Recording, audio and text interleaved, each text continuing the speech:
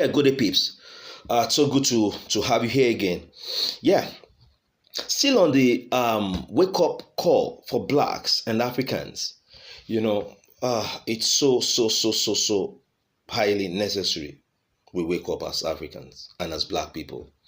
What the Arabs and the Europeans did to the blacks was so cruel and deadly. But it's a pity that we blacks, especially Africans, are still sleeping, are still being enslaved by worshiping these deceptors and their unreal gods while ignoring ours, which was working for us before their advent. As blacks, we were so blessed of all peoples. The world, through the Greeks, got their sacred knowledge from us. Our problem began and multiplied with the acceptance of the white man's way and the generational brainwash that follows. Their religion has successfully disconnected us from who we really are and has successfully stripped us of our real selves. Not until we wake up and shake ourselves off this religiosity and madness. Not until we go back to our positive African ways, black spirituality and value system. Just like the Chinese did, just like the Koreans did, just like the Indians did, the Japanese, just like they did, and and which is heavily paying off for them. Yes, this is heavily paying off for them all. It's paying off for them. Check them. Check the Koreans, check the Indians, check the Japanese, check them. They're doing their thing. Their spirituality, they're holding their thing. Most people think they are atheist countries, they don't believe God, they don't know God. You yourself, which God do you know? Which God do you believe? Is it Yahweh? What do you know? Is it white man's God? That is not yours, which has made you to be where you are today. Think about it. Now, or else, moving forward might just be tough. And we shall continue to be at the lowest rung and strata of every department on the planet. If we did not live and act like all these other people, the Asians, then we Africans, we black, might be in for it. Now, let's examine this. With all the churches, ministries, and other religions or religious settings that are springing up daily in every part of Africa, especially in my country, Nigeria, every warehouses, shops, and expanse of land are fast becoming worship and Bible study centers instead of productivity centers, farms, and factories. Good. Religious activities such as prayer meetings, vigils, crusades, revivals, and camping are the order of the day. Instead of doing research of how we're going to build things, Billions of the Nigerian naira is spent on the Christian and Muslims pilgrimages and on messages over the radio and television with numerous jets.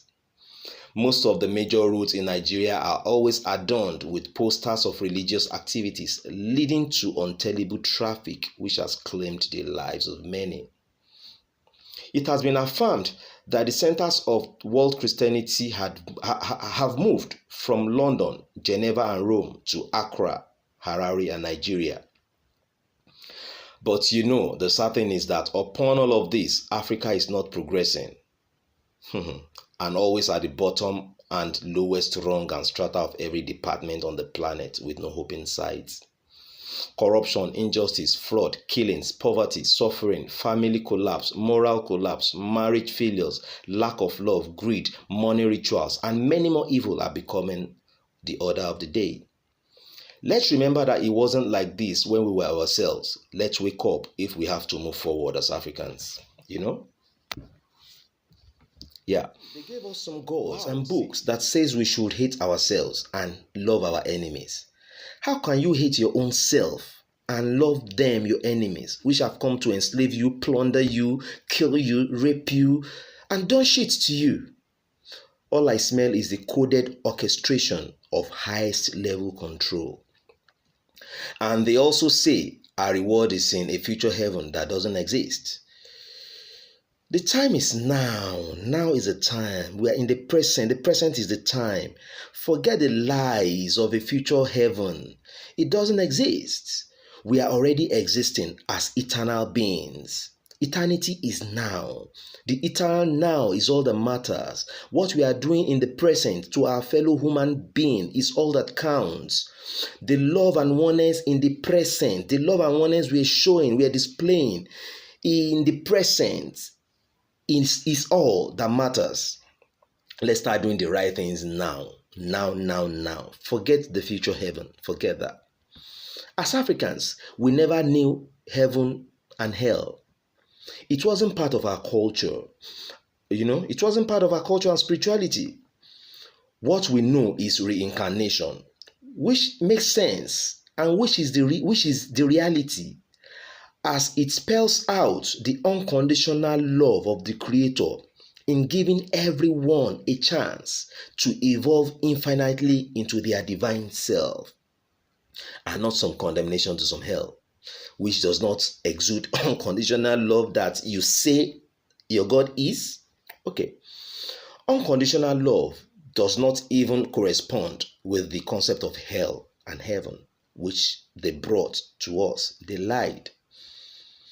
The white man brought lies to subdue and kill our identity and spirituality, to keep us under perpetual bondage, while they gave us some books that says, don't lie.